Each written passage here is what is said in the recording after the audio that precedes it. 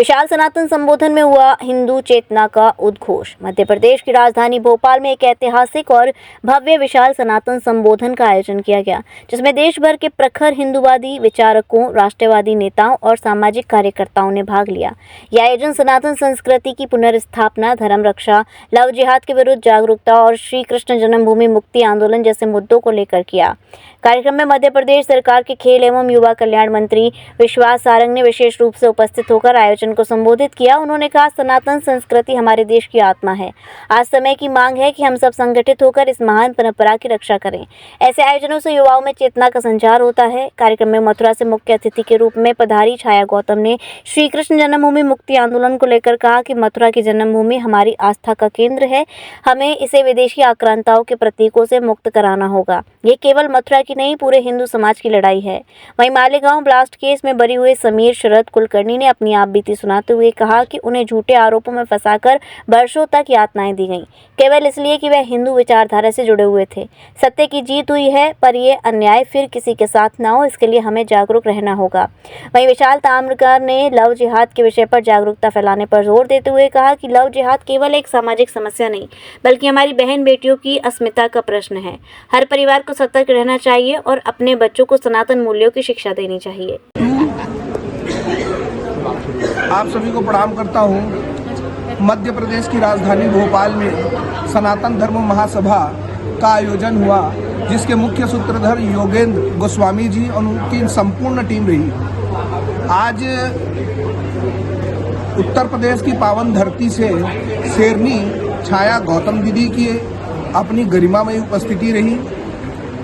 हरियाणा से कृष्णा गुज्जर जी की गरिमामयी उपस्थिति रही और सबसे मुख्य बात हमारे समीर कुलकर्णी जी, जो 17 साल बाद बाइज्जत बरी हुए हैं, उनके लिए ये आयोजन रखा गया था कि वास्तव में क्या हुआ। अब देखिए, नाखून निकाल दिए गए। एनआईए ने जब इन्वेस्टिगेशन किया और केस हुई, सारी चीजें हुई, तो जिन्होंने इनके खिलाफ झूठा केस दर्ज कराया वो आज मजा ले रहे हैं, और जो लोगों ने यातनाएं, पीड़ा और कष्ट सहा वो आज अपनी आप बीती बता रहे।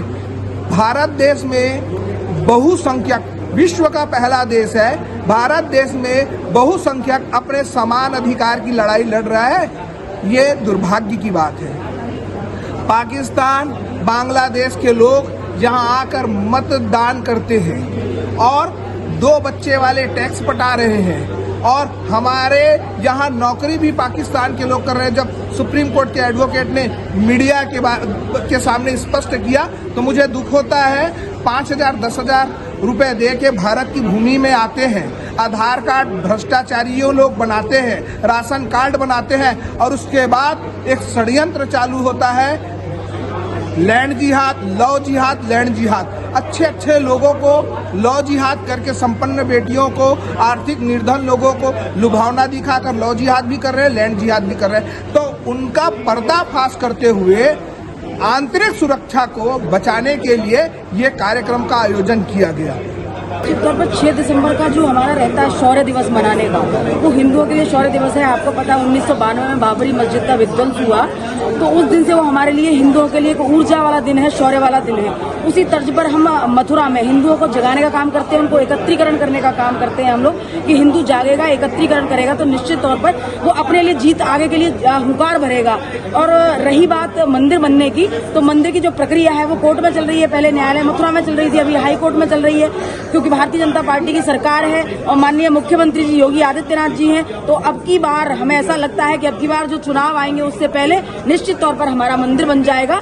और मैं कहती हूँ, ब्रजवासी के जितने भी ब्रजवासी हैं, उनके कण कण में एक ही गूंजती है एक लाइन कि छीन पड़ी जो धर्म धरोहर, उसको वहीं सजाएंगे, जहाँ पर जन्म हुआ माधव का मंदिर वहीं बनाएंगे। किस तरह से ये आप लोगों का संघर्ष है वो आगे जारी रहेगा? तो देखिए कि धर्मियों की जो दृष्टि है वो हमारी माताओं बहनों पे है। झिंगुर बाबा जैसे लोग आपने देखा होगा कि 1000 युवाओं की फौज ने तैयार कर रखी थी, और वो फौज तैयार करने का कारण क्या था कि भारत में जो हमारी हिंदू बहन बेटियां हैं उनको कैसे लव जिहाद करके उसको धर्मांतरित किया जाए।